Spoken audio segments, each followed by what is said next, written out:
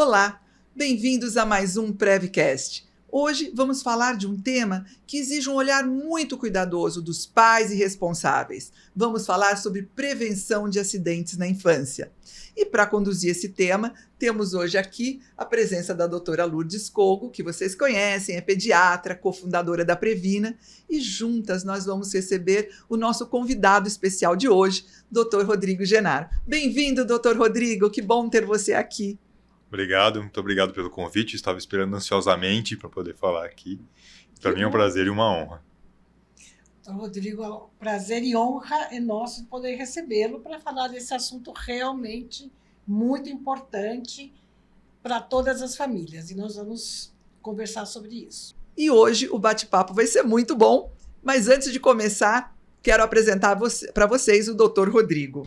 Dr. Rodrigo é médico formado em Medicina e Pediatria pela Unicamp, com residência de UTI pediátrica na Santa Casa de São Paulo, tem mestrado em pediatria pela Universidade Federal de São Paulo e é doutorando em neurologia pela Unicamp. E que bom, então, que a gente tem tanta gente experiente para conversar e trazer todas essas dicas para quem está nos ouvindo. Doutor Rodrigo, existe um ditado que diz que prevenir é melhor do que remediar. Então, hoje a gente vai começar a falar sobre prevenção de acidentes. Prevenção é um tema que a gente traz sempre aqui no nosso Prevcast, a nossa linha de pensamento.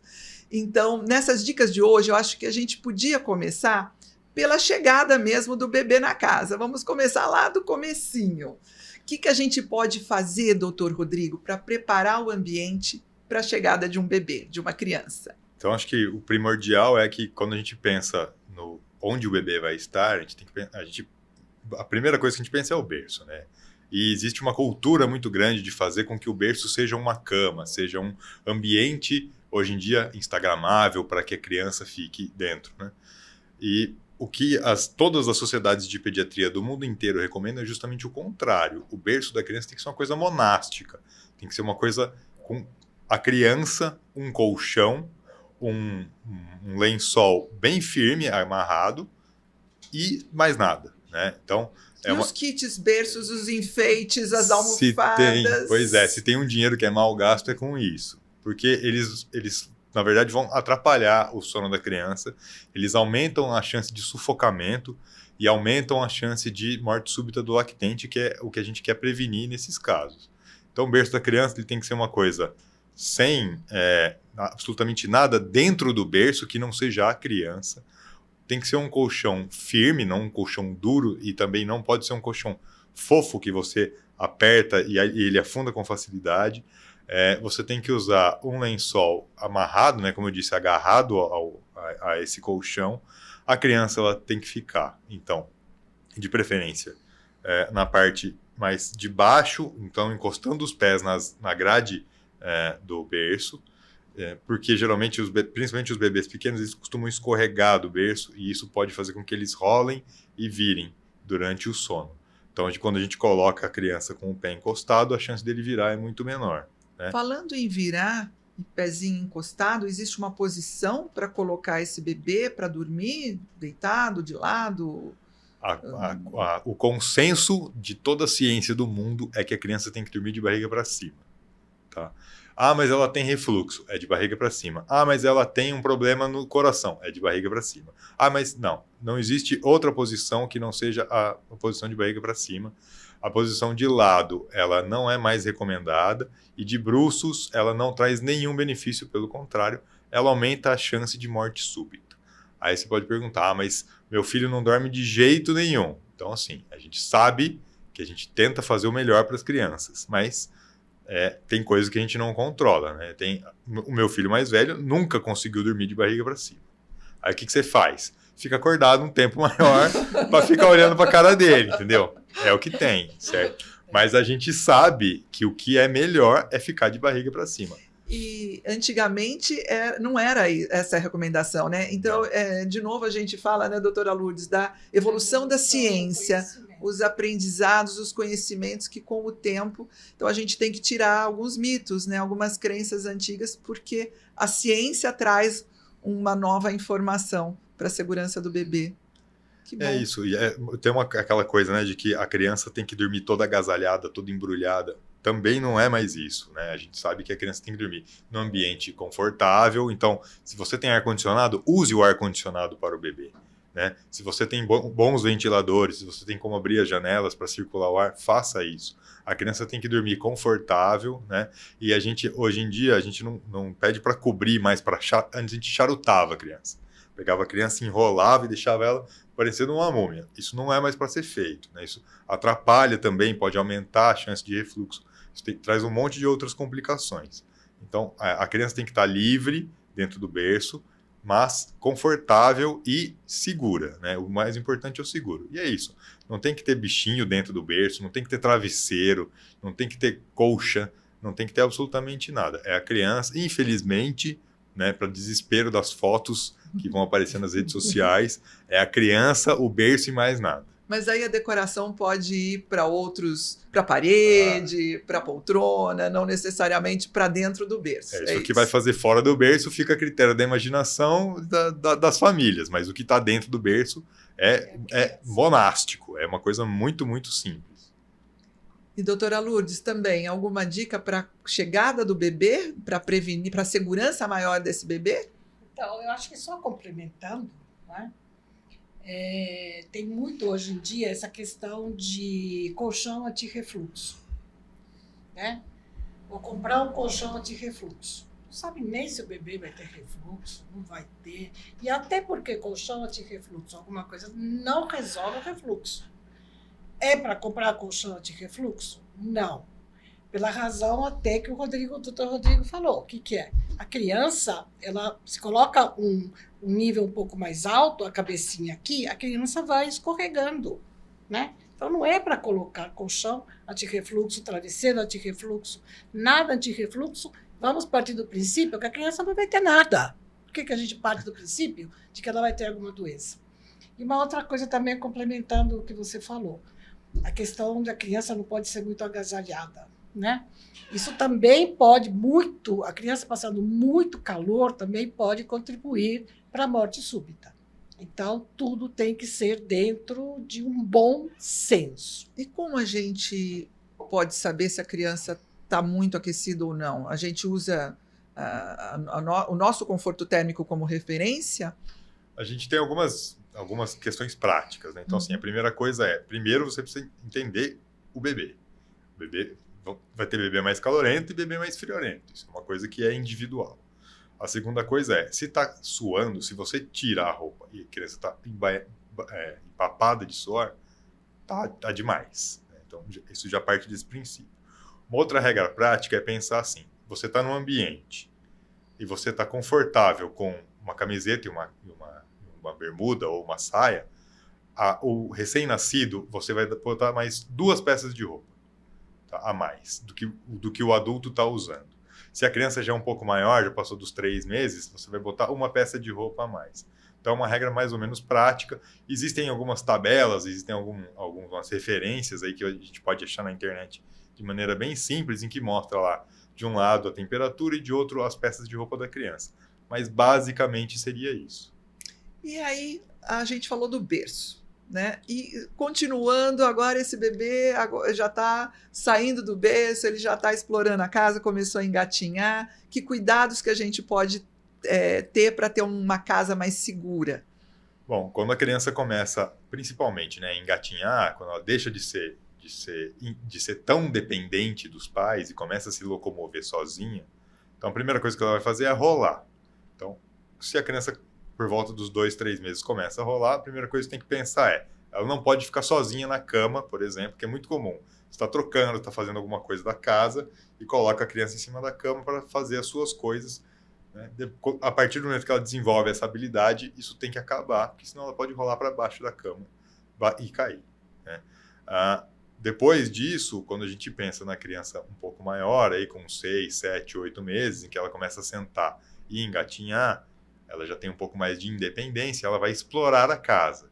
E a casa, para a criança pequena, ela é uma selva, vamos dizer assim. Porque tem perigo em tudo quanto é lugar, né? Então, você vai ter as quinas das mesas, você vai ter as quinas dos móveis todos, né? Então, tudo que é pontudo, tudo que faz ângulo, pode machucar. Ai, ai, ai. Você vai ter as tomadas, né? E assim, porque agora tem a tomada de 3 pinos que tem o terra. Mas as crianças enfiam, é impressionante a capacidade delas de tentar achar o que está acontecendo com as coisas, né? Então elas colocam, às vezes, palito, às vezes elas colocam coisa de metal dentro do buraquinho da tomada. Então precisa ter os protetores de tomada, né? Se a gente for pensar na cozinha, no banheiro, que são lugares que tem fogo, que tem água, a gente tem que ter trava, né? O importante é que as portas não sejam fáceis de abrir ou que o acesso das crianças não seja livre. Então você coloca uma portinhola ou você coloca uma trava na porta. Para pensar, ainda pensando, né, nas crianças que engatinham e no acesso às coisas. Produtos de limpeza, medicamentos, esse tipo de coisa não pode ter acesso fácil. Ou está num armário trancado, ou está num armário que está acima das outras coisas da casa. Para a criança não alcançar. Para a criança não ter a possibilidade de pensar em querer chegar no armário, entendeu? Ela não pode querer. Por quê? Então é mais alto ainda um pouquinho. Muito mais. Porque qual que é o problema? A partir do momento que a criança tem acesso a um produto de limpeza, todos eles são coloridos e cheirosos. Que criança, curiosa como não vai querer pôr na boca. Certo? Os remédios a mesma coisa. As cartelas brilham, fazem barulho, é tudo de metal. Ela vai olhar aquilo, ela vai pôr na boca. Então, para a gente evitar, toda vez que a gente fala de acidente, a gente está falando de prevenção. Né? Então, para a gente evitar que isso aconteça, o ideal é que elas não tenham nenhuma possibilidade de acesso. E fazer com que esses medicamentos, esses produtos, estejam fora do alcance da visão. Ou que, se você não tem como fazer isso, que eles estejam num lugar protegido e exclusivo para esse tipo de produto, é o melhor. Perfeito. Doutora Lourdes, algum comentário nessa fase? Eu só queria que você comentasse um pouco a respeito de trocador. Sim. Porque é uma coisa que eu acho super importante, né? Tem razão. O trocador é o mesmo pensamento da cama, né? Então, assim, a criança pequena, os trocadores, a gente tem que pensar que são estruturas, né? São cômodas, estreitas. Então, as crianças pequenininhas, elas até ficam acomodadas ali sem muito amparo dos pais e dos cuidadores. Mas as crianças maiores que já rolam, os trocadores são mais altos que as camas. As camas, em geral, têm uma altura aí de 1 metro, os trocadores são um pouco maiores, né? Chegam até 1,5 metro. Que para as crianças pequenas, se cair de uma altura dessa, a chance de ter um traumatismo grave, de ter que ir para o hospital e ficar internado, é muito alta. Nossa, então a gente tem aqui um alerta bem importante.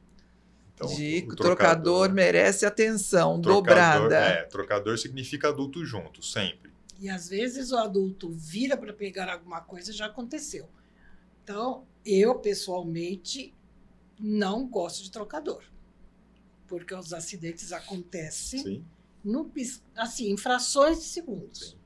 E nesse caso, uma opção ao trocador é a cama. A cama, que tem mais espaço, trocar as minhas filhas na cama, baixo. pode cair da cama? Pode. Mas como o doutor falou, é mais baixa, né? É mais baixo, é maior, né? É a cama maior, é mais então ampla. o trauma, se acontecer, vai ser um pouco menor, inferior àquele de 1 metro e pouco que a criança cai, viu?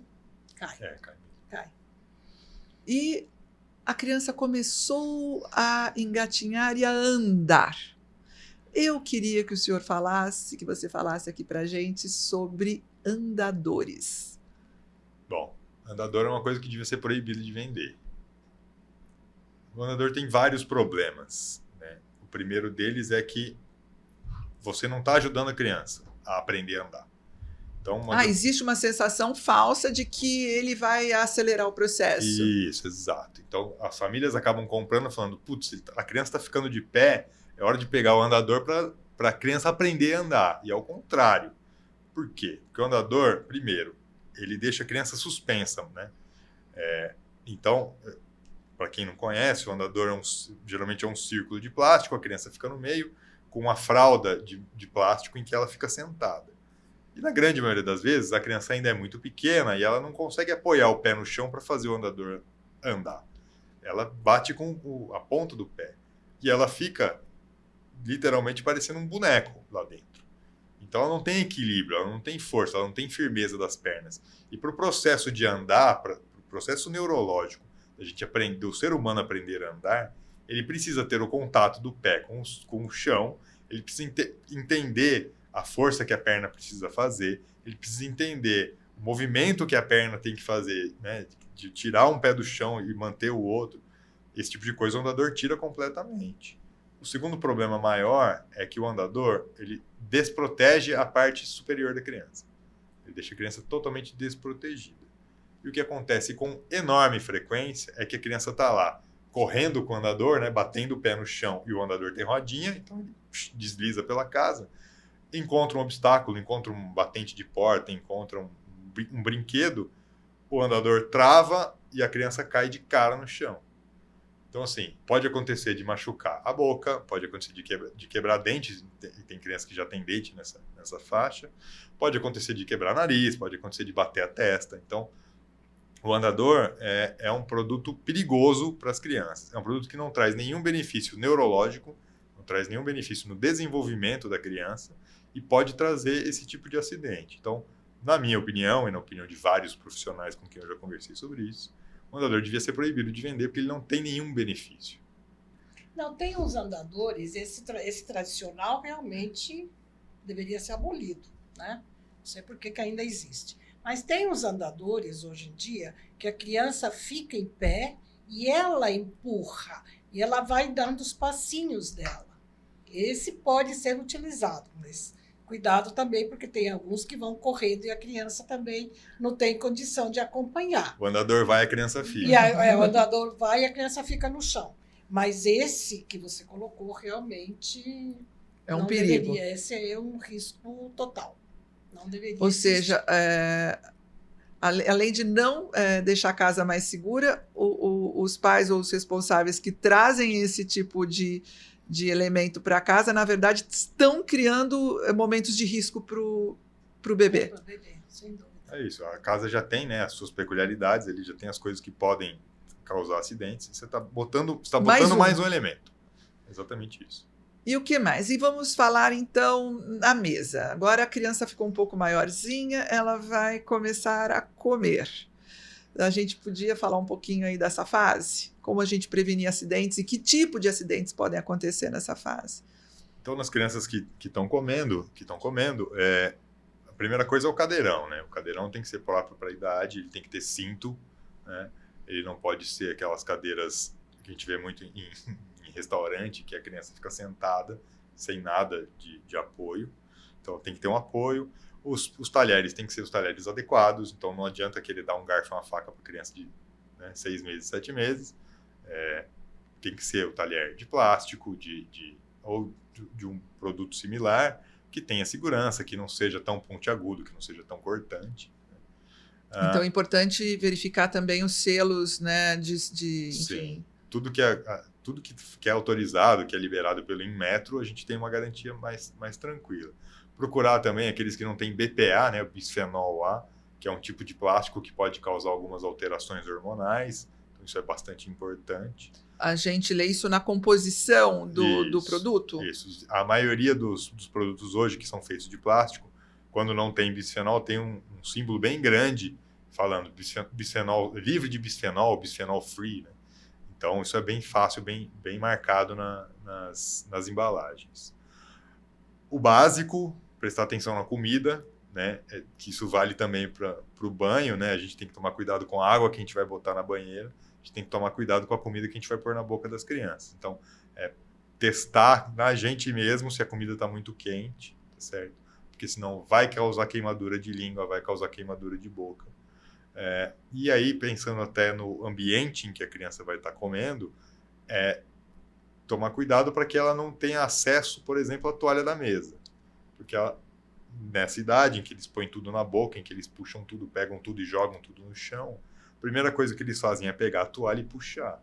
E aí, se tem panela, se tem prato, se tem alguma coisa quente, ela vai puxar para ela e isso vai cair em cima dela. Então, esse é o tipo de cuidado principal que a gente precisa ter na hora dos alimentos dessas crianças menores. E eu vou entrar, então, agora num outro tipo de acidente que eu, particularmente, tenho pavor que possa ocorrer na minha frente. Engasgo. O que a gente pode falar para prevenir um pouquinho? Claro que existem também as situações, né, corretivas, mas as preventivas numa situação dessa. Então, acho que o principal do engasgo é dar a comida certa para a criança certa, né? Então, todo pediatra é expert em menu de criança pequena, tá?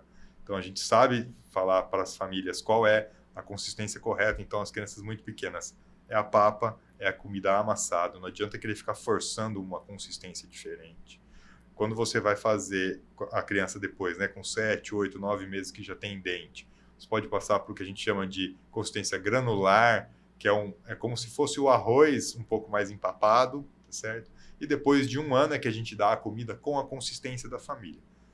Sempre com os cortes adequados, sempre cortando, sempre deixando a comida em pedaços pequenos, que caibam na colher, que tem também, todas as colheres, né, tem ali a sua indicação para a idade da criança.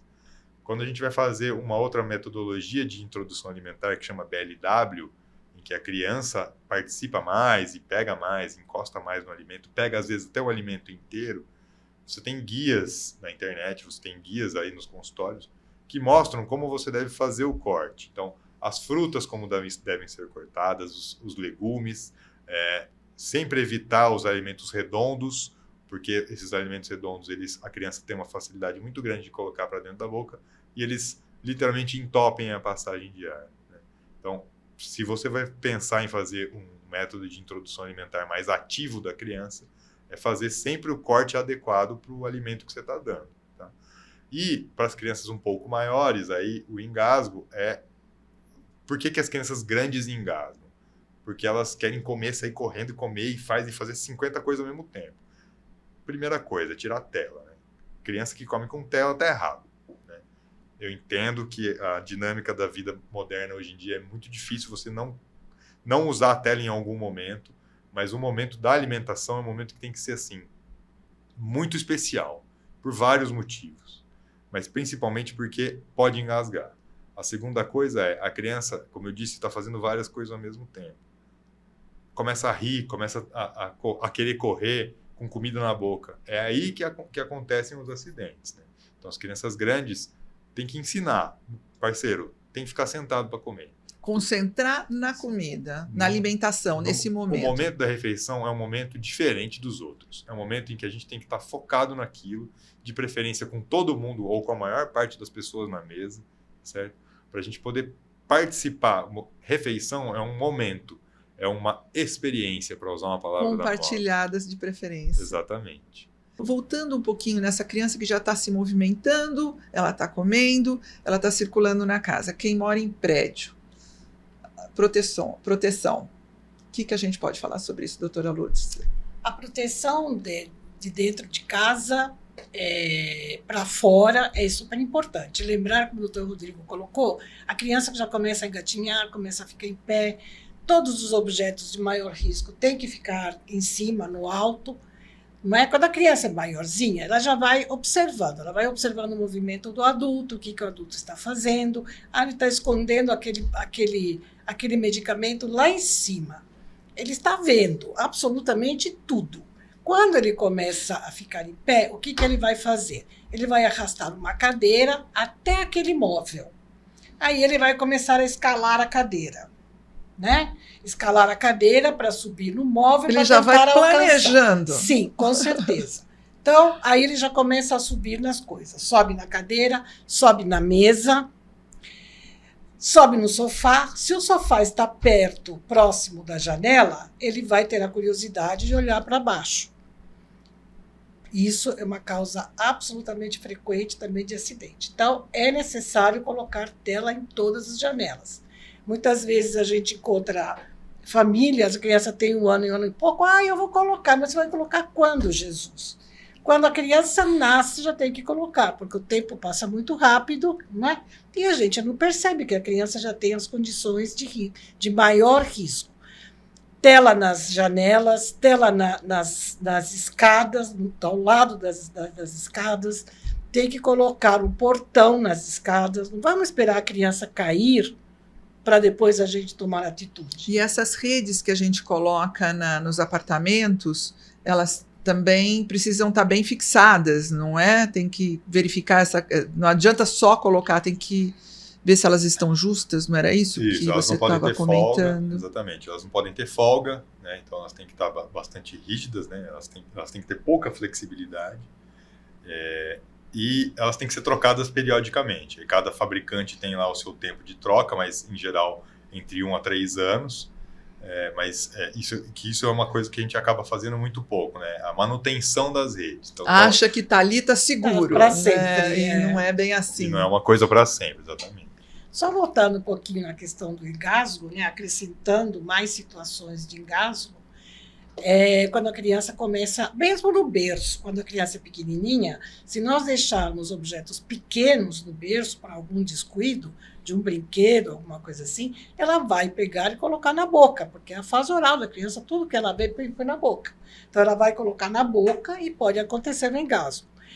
Então, todo e qualquer objeto pequeno dentro de casa, a gente tem que ter consciência de que nós não podemos deixar, porque a criança vai colocar na boca e esse é outro grande causador de engasgos. Perfeito. Tá? E piscina? Piscina é muito bom, né? Piscina é ótimo, eu gosto muito. Mas, assim, tem algumas coisas básicas quando a gente está falando da criança e da piscina, né? Criança e água é sempre uma combinação complicada. A primeira coisa tem que ter grade, as piscinas têm que ter grade, para evitar o acesso fácil da criança. É muito comum hoje em dia a gente usar as lonas para poder proteger ali a água, para evitar que acumule sujeira e tudo mais. Só que a lona tem um problema grave, né? Se alguém cai na lona, um cachorro, uma criança, uma pessoa grande, a lona ela emborca em cima de você. E aí, por maior que você seja, por mais força que você tenha, é difícil se livrar da lona embaixo d'água. Então você cai na lona, a lona afunda com você, te embrulha, te envelopa, você vai morrer sufocado pela lona e pela água. Então a lona sozinha não é segurança. A lona não é proteção de piscina. A lona é proteção da água da piscina. Não é proteção para as crianças ou para qualquer pessoa contra a água da piscina, né? Contra se afogar na piscina. Uma outra coisa importante principalmente nas fases aí de férias, as crianças têm que estar sempre que elas estão na piscina, tem que ter a supervisão de um adulto. Um dos adultos tem que se incumbir da função de ficar olhando para a cara das crianças. Porque é o que a doutora Lourdes falou. É um átimo, é uma coisa muito rápida. De repente, alguém afunda e não volta. Então, tem que ter alguém prestando atenção. Existe até um movimento mais recente de tentar fazer com que as crianças usem roupas chamativas, né? Que a roupa de banho não seja azul, não seja de cor escura, para que os adultos possam ver de maneira mais fácil a criança embaixo d'água. Eu acho que isso é uma coisa que é importante de ser dita. Quanto mais chamativa a roupa, melhor, né? Uma outra coisa, essas boias de plástico que a gente enche na boca, elas também não são protetoras, pelo contrário. Então, as boias de braço, elas podem furar do nada. É um plástico muito fino, muito pouco resistente. Então, a criança está lá, boiando, nadando, de repente, um braço vai embora e a criança afunda. Mas existe aí uma recomendação? Qual é a melhor proteção, qual a melhor boia para a criança que está pequenininha na piscina? Tem boias agora de isopor e que elas são como se fosse um salva-vidas, né? Então você tem uma parte do corpo em que você trava com fivela a parte do corpo e você tem 2 apoios de braço de isopor também. Essas são as boias que a gente considera como seguras. Isso é uma boia segura. Todo o resto que é de soprar, se é de soprar, não é segura. Pode usar? Pode usar. Tá com um adulto do lado, tem gente olhando, beleza, pode usar. Aquelas de cavalinho, de unicórnio, são lindas, maravilhosas, fazem uma baita festa, mas é um perigo. Por isso também, a criança fica ali no meio e ela emborca. De repente, acontece alguma coisa, ela vira com a criança de cabeça para baixo e a boia tá para cima. Então, se você tem um adulto responsável perto, ótimo, dá para usar, fazer uma festa. Mas se você está pensando em deixar as crianças brincarem sozinhas, que não é o ideal, mas ter um pouco mais de liberdade na piscina, Aí tem que ser a boia adequada de isopor. E ensinar também as crianças, né? Eu acho que desde pequenininho a gente pode ir conversando com as crianças para elas entenderem. Quando vai para a piscina, tem que ter um adulto perto. Não pode sair correndo escondido para ir nadar. Esse tipo de alerta, desde pequenininho, a gente pode começar a ensinar. Eu acho que isso é importantíssimo, isso que você colocou, né? A criança tem que ter... Claro que ela não vai ter consciência tão já, mas ela pelo menos tem que entender que lá não pode. O porquê não pode, depois ela vai entender. Mas lá sozinha não pode. Ou seja, educar a criança desde pequenininha é também uma coisa extremamente importante para prevenir os acidentes. Mas não é, em absoluto, isso que vai deixar o adulto longe de cuidar uma criança. Perfeito. Bom, temos muita coisa para falar ainda, mas o nosso tempo está acabando, então vou convidar a doutora Lourdes e depois o nosso convidado, o doutor Rodrigo, para deixar uma mensagem de encerramento aqui no nosso episódio de hoje, quando a gente falou tanto de prevenção de acidentes, e eu tenho certeza que foi um conteúdo muito útil para quem estava nos ouvindo. Doutora Lourdes. A mensagem que eu queria deixar é a seguinte: o assunto é imenso, não é, Rodrigo? Sim. A gente pode ficar aqui dias tocando no assunto. E ainda nem falamos das crianças maiorzinhas. Depois. Então, exato. Então, só queria alertar que os acidentes, chamados acidentes, que são preveníveis, tá? A maior parte dos acidentes são preveníveis. 33 mil crianças foram internadas no ano passado, em 2023, por causa de acidentes. É extremamente importante o adulto estar consciente da necessidade de estar próximo a qualquer criança, desde o nascimento até a adolescência e até depois, porque em cada faixa etária tem os seus riscos, e a maior parte deles são as quedas. Então, nós temos que estar atentos, pais, mães, atentos sempre a qualquer probabilidade de acidente. Não adianta depois dizer, olha, aconteceu porque foi um acidente. Não, a maior parte dos acidentes são preveníveis. E gostaria de agradecer ao doutor pela participação brilhante na nossa discussão, na nossa conversa hoje. Muito obrigada, doutor Rodrigo. Doutor Rodrigo, o que a gente pode deixar aqui de mensagem para os nossos ouvintes? É desafiador criar uma criança, é desafiador, parece um pouco aterrorizante depois de tudo que a gente falou aqui, parece que a casa é um parque mal assombrado, mas faço minhas palavras da doutora Lourdes. Assim. A gente está falando de algo que é prevenível, certo? Nenhuma casa é perfeita, nenhuma família é maravilhosa, mas a gente sabe que existem coisas que são absolutas, né? Que a gente tem que tomar um cuidado absoluto e pensar que as crianças vão ter muito tempo de vida e vão estar expostas a muita coisa. A gente né, é exposto a muita possibilidade de acidente todos os dias, mas aquilo que a gente pode controlar é o melhor que a gente pode fazer para a nossa família. Então, diferente de uma gripe, um resfriado, uma pneumonia, uma meningite, que você mesmo fazendo o que for possível, às vezes, infelizmente, acontece de ficar doente. Né? Os acidentes não, os acidentes eles acontecem e eles podem ser evitados. Então, a nossa função como pais, como educadores, como cuidadores, é sempre a de se informar e de fazer o melhor para os nossos filhos. Muito obrigada. A gente acredita muito nisso, né? Que a informação ela ajuda a prevenir acidentes. Então, por favor, vocês que assistiram o nosso episódio de hoje, que ouviram todas essas dicas e recomendações tão importantes, por favor, ajudem a espalhar essa informação, a compartilhar esses conteúdos. E muito, muito obrigada. Até a próxima, então. Até a próxima. Até a próxima.